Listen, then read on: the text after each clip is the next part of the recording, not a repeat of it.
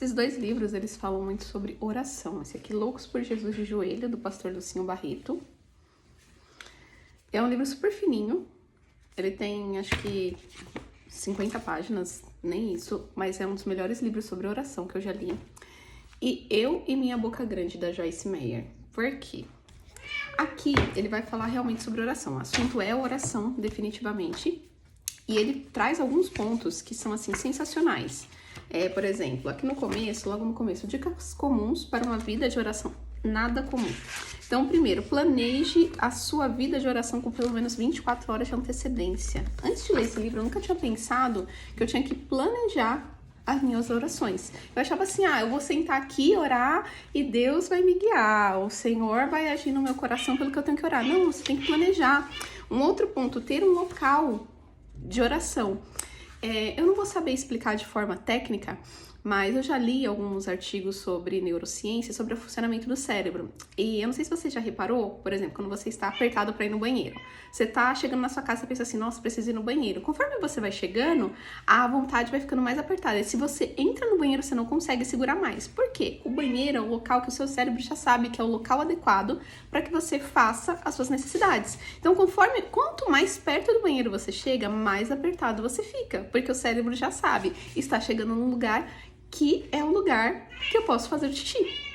Da mesma forma, e exatamente por isso que você precisa ter um local específico de oração. Você precisa ter um canto na sua casa, um local, uma cadeira, um momento específico. Se você não tiver um quarto, para ser só o quarto de oração, precisa ter um local. Quando eu sentar aqui, é o momento que eu vou orar. Para que o seu cérebro entenda, quando sentou aqui, vai desligar de tudo lá fora e o foco é a oração.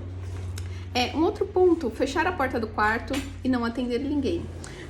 Pedir a ajuda do Espírito Santo. E assim ele vai trazendo aqui cada ponto de como você orar.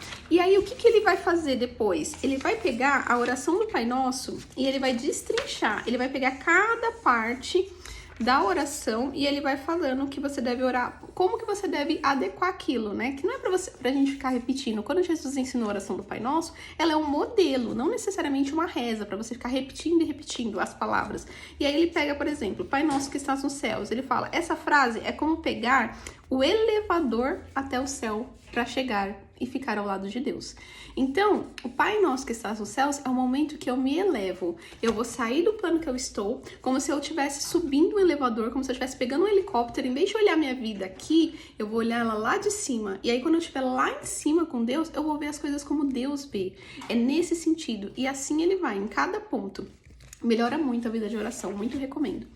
Um outro que, embora não seja o assunto oração, eu separei esse livro, ele é um dos livros que mais me ajudou em oração, porque Eu e Minha Boca Grande, eu li há muitos anos atrás, acho que em 2009, 2010. Porque a Joyce, ela vai falar de alguns pontos da nossa língua, daquilo que nós falamos. Porque muitas vezes a gente ora e depois a gente anula a nossa oração. Por exemplo, eu oro, Senhor, eu peço que o Senhor me cure. E aí depois eu fico, nossa, eu tô muito doente, nossa, essa doença. E aí eu anulo, em vez de eu... Porque Jesus, ele fala que aquilo que eu orar, tendo a certeza que eu recebi, será feito. Isso é fé. Então, se eu orei e pedi a cura, o que eu tenho que declarar depois disso? Eu creio que eu já fui curada. Eu orei e o Senhor já me curou, ainda que eu sinta os sintomas. Ela fala disso nesse livro, e o Kennedy Hagin fala muito disso voltado na oração. Só que esse livro não é específico de oração.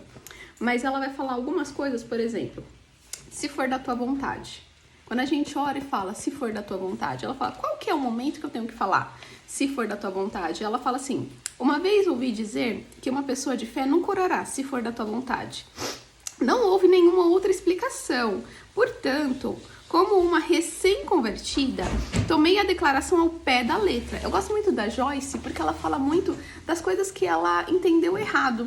E aí ela vai ensinando como que é o correto. Então, nesse caso da oração, ela fala assim, que depois que falaram pra ela que você não precisa falar se for da tua vontade, que ela entendeu que ela poderia pedir o que ela quisesse, da forma que ela quisesse. E não é bem assim. Essa frase, você não precisa dizer se for da tua vontade, se for algo que você está orando segundo a vontade de Deus, algo que já está escrito, já é da palavra de Deus. E aí ela vai dar o exemplo do quê? Da salvação. Eu não preciso orar e falar, Senhor, se for da tua vontade, salva o fulano. Porque já está escrito que Deus quer que todos se salvem e ninguém se perca. Então eu não preciso falar se for da tua vontade. Eu falo, Senhor, por favor, salve o fulano, cura, liberta, porque eu sei que são coisas que já é da vontade de Deus. Eu não preciso perguntar para Deus, Senhor, o Senhor quer que eu me cure? Eu quero que o Senhor me cure. Senhor, o Senhor quer que eu chegue mais perto de Ti? O Senhor quer que eu vá para a igreja? Não, são coisas que eu já sei. Então eu não tenho que orar se for da Tua vontade. E aí aqui na outra página, ela vai falar o seguinte: há uma diferença entre fé e confiança, tolice e presunção. A menos que a diferença seja discernida, a vida espiritual se torna uma tragédia em vez de um triunfo. Porque você vai começar a fazer orações egoístas.